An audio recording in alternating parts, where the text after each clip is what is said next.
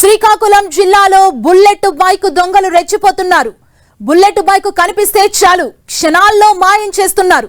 పలాసలోని ఓ apartment పక్కనే వీధిలో కొత్త బుల్లెట్ బైక్ ను చోరీ చేశాడు ఓ దొంగ. అర్ధరాత్రి 12 గంటల సమయంలో ఓ దొంగ దర్జాగా నడుచుకుంటొచ్చాడు. బుల్లెట్ బైక్ కనిపించగానే దాని దగ్గరకు వెళ్లాడు. ఏ హడావిడి లేకుండా సింపుల్ గా బైక్ హ్యాండిల్ లాక్ ఓపెన్ చేశాడు.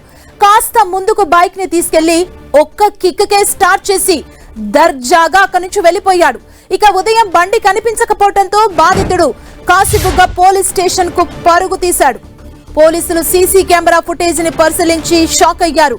దొంగ ఏ హడావిడి లేకుండా చాలా సింపుల్ గా చేసిన విధానాన్ని చూసి అవాక్కయ్యారు. పోలీసులు కేసు నమోదు చేసుకుని దర్యాప్తు చేస్తున్నారు.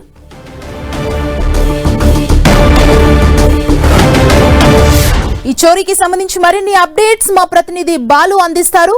బాలు, సుమా, కొత్త బైక్లే టార్గెట్ గా దొంగలు రెచ్చిపోతున్నారు. ఏదైతే కొత్త బైక్స్ కనబడుతున్నాయో కొత్త బైక్స్ చోరీ చేసి పక్క రాష్ట్రాలు ఒరిస్సాకి తరలించి కూడా అమ్ముకుంటున్న పరిస్థితి కనిపిస్తుంది. అయితే ఒరిస్సా సమీపంలో ఉన్నటువంటి పలాసలో నిన్న ఘటన జరిగింది.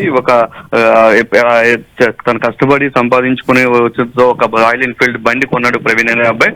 అయితే ఆ బండి నైట్ పార్కింగ్ చేసి దొంగలు వచ్చి దర్జాగా బండిని పట్టుకొని వెళ్ళిపోవడం అయితే ఇప్పుడు సంచలనంగా మారింది.